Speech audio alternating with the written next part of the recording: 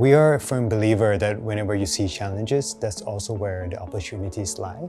So when you look at Southeast Asia, there are a number of challenges that we have to kind of face, but also that's where give us the biggest opportunities in the region.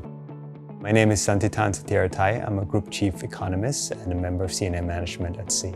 People tend to look at Southeast Asia as a one big unified region, but actually they're very diverse markets. You look at even the largest Southeast Asian economies, the ASEAN 6, they all have different economic developments, they have different economic structure, consumer behavior, culture. So you really cannot treat them as one homogeneous region. We take a very localized approach. So for example, our Shopee apps across 6 markets in Southeast Asia are 6 different versions of the apps. So they're all different languages, different the way they look, different in the products offering, and also we have different partners in the local regions, which are all very reflecting the diversity of the region.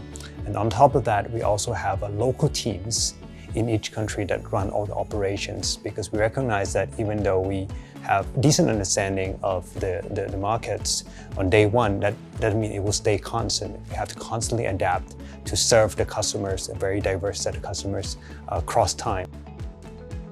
This is a very entrepreneurial region, so you have a lot of capable business owners and entrepreneurs. And I think that's really reinforced the core mission of the company of using technology to empower consumers and small businesses. Once you get to that market, I think you have to solve and tackle a few other constraints or challenges that come along the way. For example, you will find the problems of lack of trust between sellers and consumers because they don't know each other. So you have to come up with the innovative solutions. So at the time, we came up with a Shopee guarantee system, which is escrow account system, whereby the buyers will pay to escrow account, and the funds will only be released to seller if they have received the product which is authentic, is in good conditions, and exactly what they order.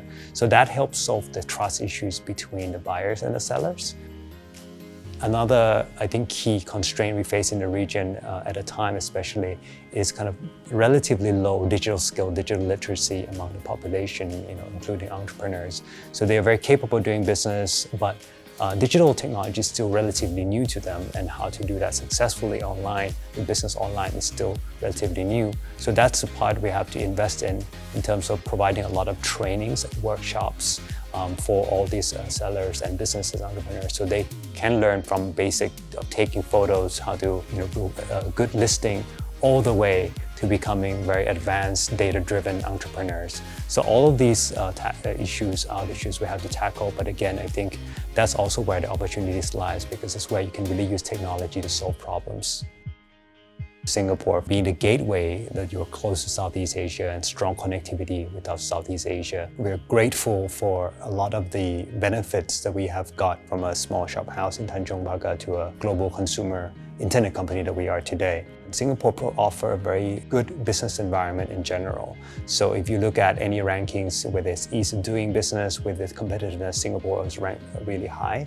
And that kind of mature, predictable, transparent kind of business environment allow business to adapt very quickly and be very agile, which is absolutely essential in this day and age. Adding to that was, I think, at the time, growing ecosystem for startups. Back in the days, it was kind of still emerging, but I think that's also helped. It provides a lot of ideas, entrepreneurs, investors, people who come together and have different ideas, bounce different ideas, and create a diversity that really help any tech companies to grow in the region. I think for us, it's not like we set up headquarters in Singapore, but we are born and bred here. It's really a combination of having availability of talents, top-notch universities, in Singapore, where produce really young talents.